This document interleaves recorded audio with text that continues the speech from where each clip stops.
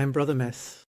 I have been one of Jehovah's Witnesses since 1985, the year I chose at 18 to get baptized and belong to the religion my mother taught me. My father, who was an agricultural engineer and the director of an engineering school, gave me a scientific background. I found it interesting to draw from these two sources of inspiration to forge my own path. So I pursued long university studies, let's say fairly long studies, which now allow me to be a teacher. Despite the social pressure that definitely exists among Jehovah's Witnesses not to pursue lengthy studies. As for me, I didn't really experience that pressure. It was there, it was latent. But let's say that since my mother only attended the Jehovah's Witness congregation from a distance, I didn't really feel it. I wasn't, too bothered by it. So the doctrine of Jehovah's Witnesses appealed to me for the following two main reasons. First, they were people who refused both, in their doctrine and in practice, to go to war or to kill their fellow man.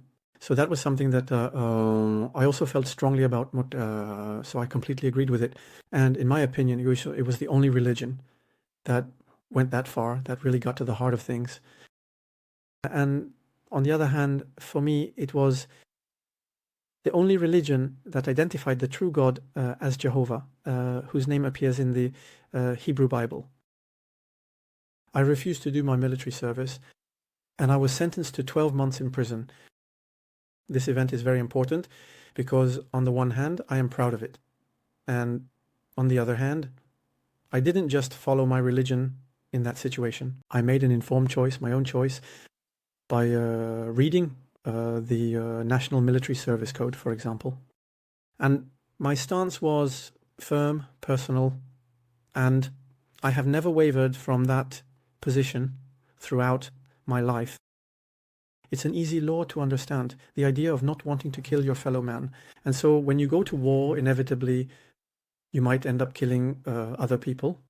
This is a law that I feel within myself.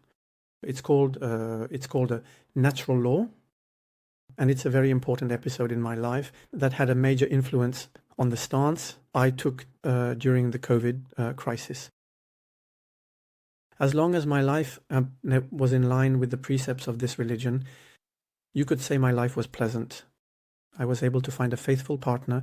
I had 2 children who themselves were able to flourish in their personal and family lives. My mother experienced the year 1975 as a Jehovah's Witness. She was able to tell me what happened, and over time, the prophecies about the end of the world became like background music to me without any real concrete fulfillment. I became a ministerial servant at 22 and an elder at 30. And I felt that Jehovah's Witnesses needed elders who were able to think for themselves and reason based on biblical principles. Unfortunately, I met very few of them, and little by little I saw the governing body's preference for robotic elders, who were mainly capable of obeying.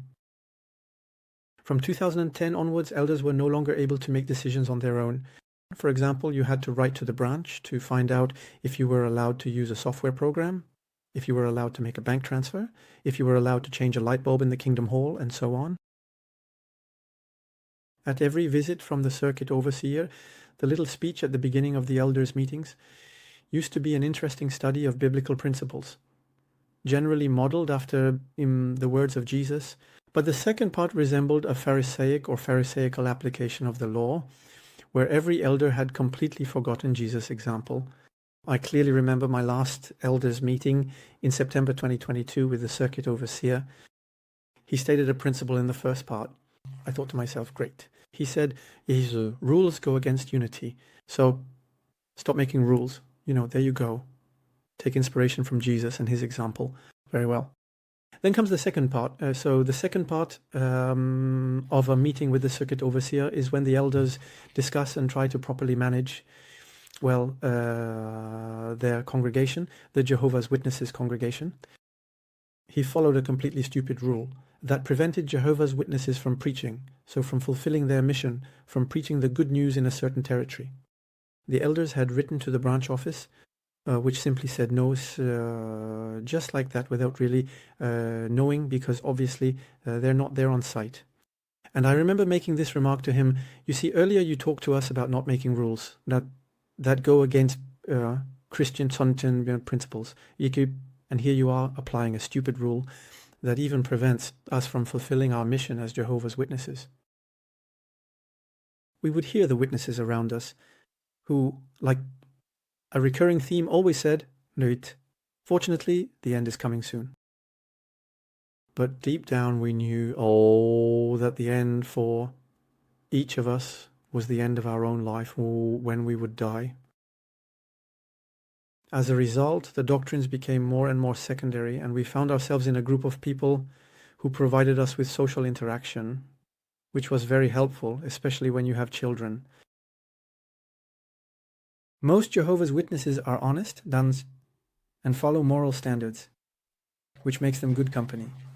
This explains why some people, like me, can stay in this religion for a very long time without realizing what it really is.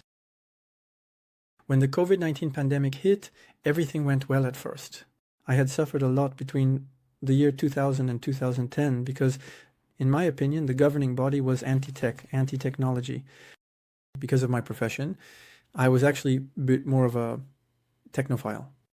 And I even remember the title of that Awake magazine, Technology, a Blessing or a Curse. I thought to myself, but how can you reduce technology, that is, human achievements, to just this question: is it good, is it bad? I even wrote to the branch office to tell them, look, we've had enough of this demonization of technology. We want to use it for good, and we just want to use it.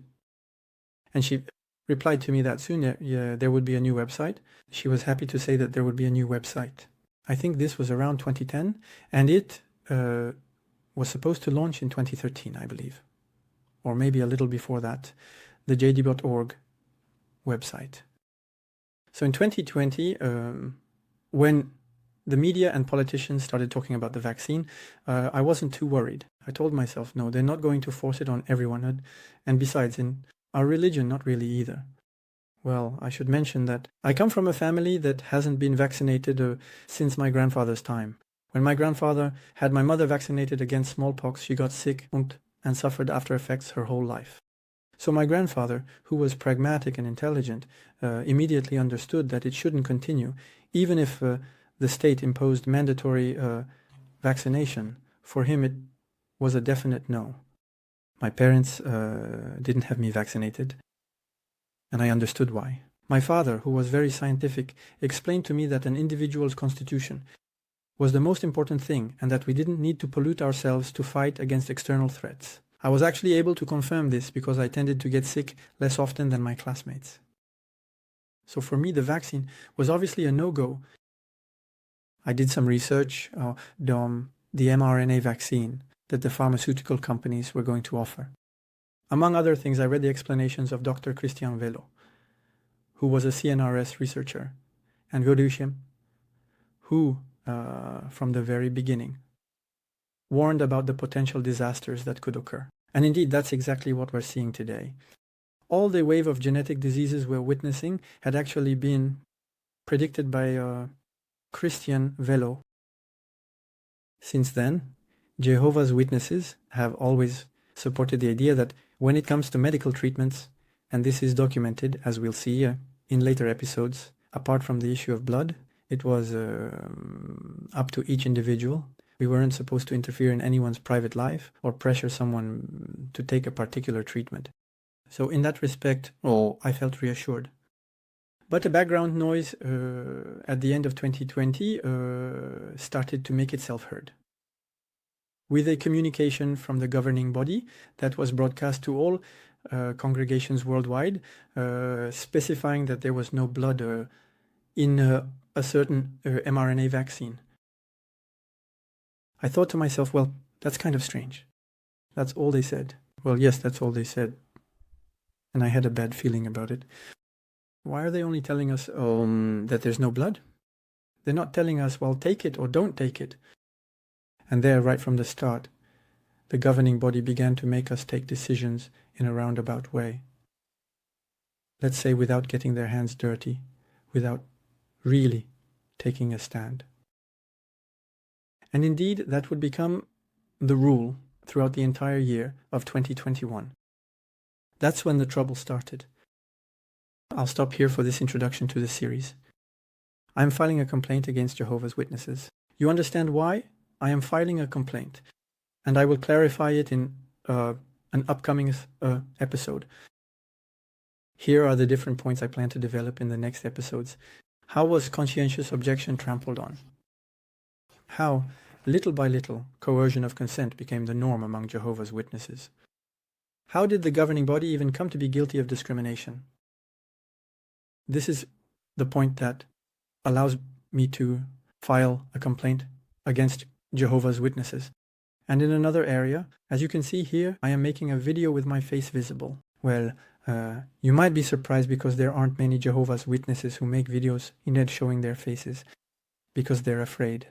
They're afraid. They're afraid of being disfellowshipped. They're afraid of being labeled as apostates. Well, I'll mention how you can make that fear disappear. For me, that fear has completely disappeared. I'm doing it this way because I think it's necessary to give you this information, and I hope it will be useful to many Jehovah's Witnesses and even to others. And we'll also see how to summon the members of the governing body to a religious disciplinary committee, even if that seems a bit utopian. But I would like to do it together with other people. How to file a legal complaint, as I am doing, but in every country, there are Jehovah's Witnesses who have experienced what I have experienced. And how to file a joint or complaint in the United States against the governing body. So, stay tuned for the next episode.